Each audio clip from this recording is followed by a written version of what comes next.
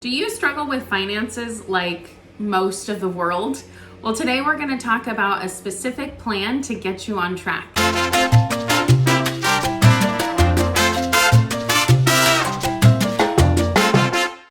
Hi everyone, Brittany Hannon with Brittany Hannon Real Estate, and today I'm excited to talk to you about personal finance. This is something that I have loved for such a long time. And now when I say I love it, it doesn't mean that I'm the best at it. I just have been studying it up for a long time because this is something that I've really struggled with. I am not a natural saver. I am definitely a natural spender. But I'm kind of funny because there are some things that I think, of course I'm going to spend money on that. And there are other things that I think, oh my gosh, $15 for sunglasses at Target? That is way too expensive. So there are, I'm a little bit weird about my spending and saving habits, but I have followed a strict plan and I am definitely working my way out of some of the debt that I've put myself in and some of the issues that I've had.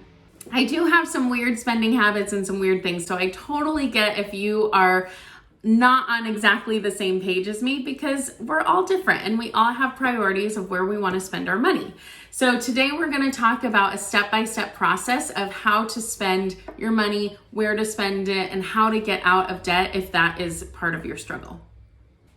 I really love Dave Ramsey's approach of the baby steps. And why I love it is because he really helps give that step-by-step guide. What is the next thing I'm going to do with the next dollar that I make? And I really appreciate that because I feel like that is something that I have a hard time with. If I don't have specific goals, I'm just going to spend my money until it's gone. And then I say, uh-oh, an emergency came up and I don't have any money. The very first thing you need to do is create a budget. Now, there are lots of online budgets that you can create. I love online budgets. Mint is an easy, free one. Now, the problem that I find with Mint is that really it's a spending tracker. You're really tracking the expenses that come. You're not doing anything proactively. You're not creating a budget and living by it. You're just saying, okay, I want to spend $10,000 a month on my food. And as long as you don't go over that, then you're fine. But what I want to know is, well, how much income do I have? So how much should I be spending on all these things? So if I have an income of $5,000 a month, I probably shouldn't be spending $10,000 a month on food. Does that make sense? So that's where we want to head toward. We want to get to the place where we understand what's coming in, what's going out. That is creating a budget. I really do love Dave Ramsey's Every Dollar app. There's no affiliation, although I would love there to be one. His app is really customizable, and so you're able to just make it specifically what your needs are and based on your specific lifestyle. And so you're able to put in your income, you're able to put in all of your expenses, and then it tells you too maybe what percentage of your income you should keep things at. So what percentage of your income should be food and gas and clothing and personal care. And I think that that is really helpful because for me, I know when I was first starting to do this, I kind of felt like, I don't know where to start. Is 50% of my income too much for food? The answer is probably yes. And so when you're doing that, you want to make sure that you are following certain guidelines, just kind of best practices. So Dave Ramsey recommends that your housing, for instance, should be 25% of your take-home pay. Well, living in Southern California, unless you're making tons and tons of money and living pretty conservatively, that's really near impossible to do. Not impossible, I know people who do it, but it's a little challenging. And so I just changed that up a little bit. And that's what I love about the budget is you do it for your own life and your own lifestyle. And as long as you have enough money put aside for savings, for investing, and not going into debt, then hey, you do you. One of the key tenets of pretty much every single financial advisor out there is don't go into consumer debt. Don't be paying the credit card companies to have their big buildings. Don't be doing that. You want to make sure that you're leveraging debt wisely. Now, this goes against everything Dave Ramsey says because he says don't go into debt at all. And while I agree with don't go into consumer debt, I do think that there are some good debts that you can have, like a mortgage. So I do agree that credit card debt is dumb. Don't do it. Don't ever have it. That being said, full disclosure, I do have credit card debt that I'm working my way out of, but that is something that I never want to have. I want to get done with it and I want to be done with it forever. The second thing is student loan debt. Pay that off. Don't have student loan debt hanging around. Even if you say, hey, eventually it's in 57 years, it's going to be paid off. Well, guess what? You're paying interest on that for so long to say eventually it'll be forgiven. The balance of that is going to be forgiven, not the rest that you've been paying for 10 years. So if you are making money, pay that off. Now, if you're young and you're smart, I would say don't get into that debt in the first place. Pay for your education up front and determine, do I really even need this? 2 years at a community college and 2 years at a state school is going to be the same degree as going 4 years at a university. So don't be mistaken. Save the money while you can. Don't go into debt if you can at all avoid it for school. The next kind of debt that I just think is so crazy, although I've been there, I've done it, is car debt. Oh my gosh, I hate paying a car payment. And it's because there's no reason for it. You can go and get a great car by paying cash. And I'll say, even if you absolutely can't do that, if you haven't saved up the $10,000 to get a great used car, go and get that $10,000 car and take out a $10,000 loan instead of going and buying a brand new car and taking out the loan, and then you're getting all that depreciation that you're paying for. Don't go into car debt. It is one of the worst types of debt because you're investing in a depreciating asset. It just goes down in value. Unless you're getting a vintage classic car that might go up in value a little bit, but in which case, hopefully you have enough money to do that and you don't have to worry about it. But for everybody else, do not buy a new car and finance it. OMG. Dave Ramsey says that you can't afford the depreciation hit it takes on your net worth until you're worth at least $1 million. So don't buy a brand new car unless you're worth at least $1 million. I can tell you I'm not quite there yet, so I'm not buying a brand new car. You better believe I'm driving a pre-owned car. And it's great, and I love it, and it's fine. If you do have to take out a loan, make sure it's on a pre-owned car and that you can pay it off quickly. You do not want car debt hanging around because that's just an extra expense every single month, and that money could be going towards something else like your savings. Okay, so let's jump into Dave Ramsey's baby steps. Baby step number 1 is $1,000 emergency fund. And I know a lot of people say $1,000, that is not enough. And it's true, it's not enough. It's not meant to be enough. It's meant to say, yikes, I need to pay off all this debt so that I can build up my emergency fund so that we don't have to worry about this. Now, I will say that during times of crisis like we're in right now, if you don't have a steady income and if you don't have a job that's continuing to pay you, stock up that emergency fund. Dave Ramsey tells us to stop the baby steps during a crisis and just pile money into your emergency fund. Now, that does not mean spending as usual. That does not mean keep going out and doing all your thing. That means save money, because as we're seeing, nothing is guaranteed. We do not know what tomorrow is going to bring. We want to say everything's going to open back up again.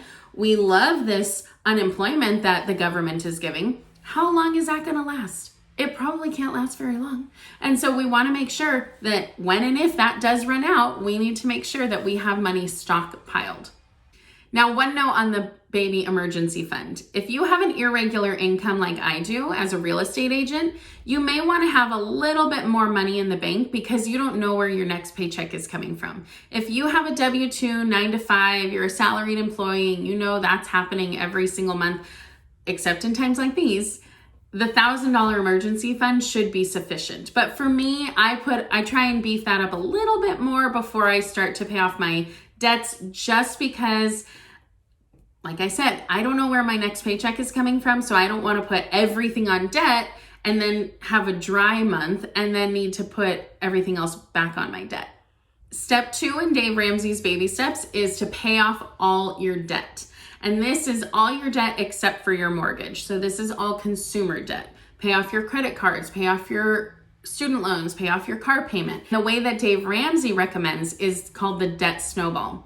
And he says you line your debts up smallest to largest and you pay them off in that order regardless of the interest rate. So what he says in the debt snowball is to pay all the minimum payments on all of your debts. Then take the smallest debt and put every single thing you have of that. So if you have a $200 debt, you say, I'm going to pile everything I have on that. So at the end of the month, if you have $200, boom, it's done and you can pay for it and be done with it. Then you move on to the next debt. So you take everything that you were paying for that one, you move it to the next one. And so you say, okay, this one is $500. Everything, I'm going to be paying everything on it. Meanwhile, you're still only paying the minimums on everything else. You don't want to pay any more than the minimum on everything else because you want to make sure that you are pouring everything you have at this one. You move on to the next one and the next one and the next one, and you do the same thing until you are debt free.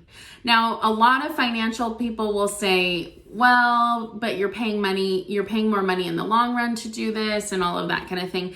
And what Dave Ramsey says to that is that personal finance is 80% behavior and only 20% mathematics. If we were doing math in all this, we never would have gotten into credit card debt to begin with. That is the truth. It is all about behavior. It is all about what I'm doing and what I want and what my mind is thinking. And so we need small wins. We need to be able to go and say, yes, I paid off that debt, even if it was $200. We need to be able to pay that off and have a victory and then move on to the next one and then the next one and the next one and the next one. And it just builds and builds and builds. Another way that people talk about is called the debt avalanche, where you line everything up based on the interest rate, the highest interest rate. And so if you say, okay, well, I have a credit card of $10,000 and the interest rate is 26%, then that's the thing that you're going to pay off first. Even if you have a car loan of $5,000, because that's a lower interest.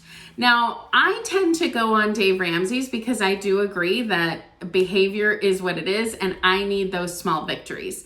The other thing is, I'm not planning on being in debt for very long, so I want to pile everything I have, and I'm not going to worry about the interest on it because it's going to be paid off sooner than if I were just letting it sit and paying the minimums. So that's something that I do think is, there are two different lines of thought, and I tend to go with the debt snowball. All right, so step 3 in the baby steps is save 3 to 6 months worth of expenses. Now remember, this is not 3 to 6 months worth of income. It's 3 to 6 months worth of expenses. Now at this point, you're debt free, so you don't have any debt payments that you are going to be worried about. You're only thinking of your expenses, which are basically food, clothing, transportation, utilities, all of those things that really help to live your life. So depending on your lifestyle, this is going to be, a few $1,000s up to $50,000 and even more than that. And again, depending on your work situation and what that looks like, if you have an irregular income, you're definitely going to want this to be closer to 6 months, even maybe closer to a lot higher than that. If you have, a set steady income, then maybe the 3-month is okay for you. Nobody's going to get mad if you have an extra few $1,000s laying around. So that's going to be okay. Okay, baby step 4 is where the fun really ramps up because we've already been having fun in this. Now we're going to have even more fun. Baby step 4 is where you start investing 15% of your income. Now, if you had a company matching 401k, you probably want to invest in that all along. You don't want to stop that because that is free money.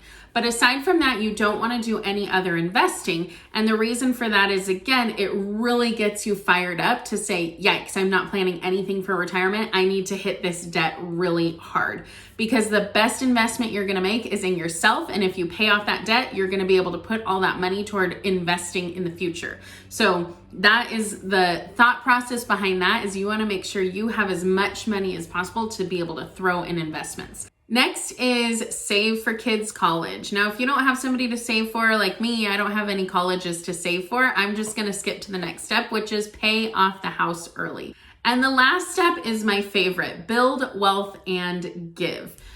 Giving is the most fun you can have with your money. Financial advisors say that, people who are the top 1% say that, lots of people say being able to give back is so much fun. So many people right now are able to give back because they've established themselves as financially sound. They've set themselves up in a position that when troubling times come, they're not as impacted and they're able to give instead of needing to receive, which I can't wait till I'm in that boat. I'm not quite there yet, but I love the idea of just being able to give when people need help, when organizations need help, when there are things that need to be done.